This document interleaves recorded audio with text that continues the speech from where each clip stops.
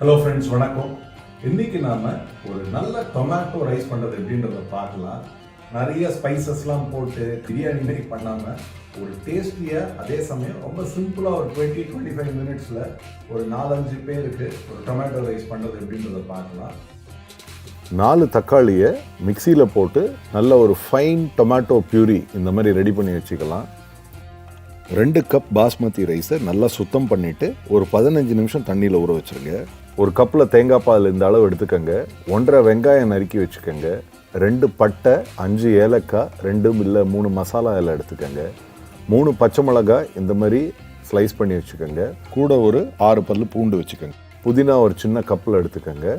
கொஞ்சம் கேஷ்யூஸ் தேவை, கருவேப்பிலை கொஞ்சம் தேவை, 1 டீஸ்பூன் தனியா பொடி, 1 டேபிள் ஸ்பூன் மிளகாய் பொடி, கொஞ்சம் மஞ்சள் பொடி எடுத்துக்கணும்.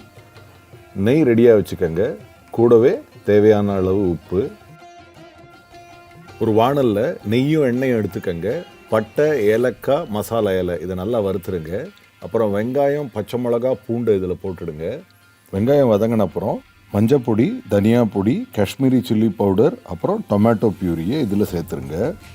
இந்த மாதிரி கொதி வந்துட்ட உடனே ஏற்கனவே நம்ம ஊற வச்சுருக்கிற பாஸ்மதி ரைஸை குக்கரில் வச்சுட்டு இந்த பியூரியும் ஆட் பண்ணிவிட்டு தேங்காய் பாலையும் சேர்த்துடலாம். உப்பு கொஞ்சம் தூக்கலாகவே கொஞ்சம் வச்சுக்கோங்க. எலக்ட்ரிக் குக்கரை இப்போ ரெகுலர் ரைஸ் குக்கிங்க்கு செட் பண்ணுறேன். யாரும் கேளா என் பாடல் ஒன்றை நீ மட்டுமே கேட்கிறாய். கொஞ்சம் நெய்யில் முந்திரியும் கருவேப்பிலையும் வறுத்து தனியாக எடுத்து வச்சுக்கோங்க. இப்போ எலக்ட்ரிக் குக்கரில் ரைஸ் ரெடி ஆயிடுச்சான்னு பார்க்கலாம். அட்டகாசமாக இருக்குது பாருங்கள். இப்போ இதில் உங்களுக்கு தேவையான அளவு கீ வேணாலும் சேர்த்துக்கலாம்.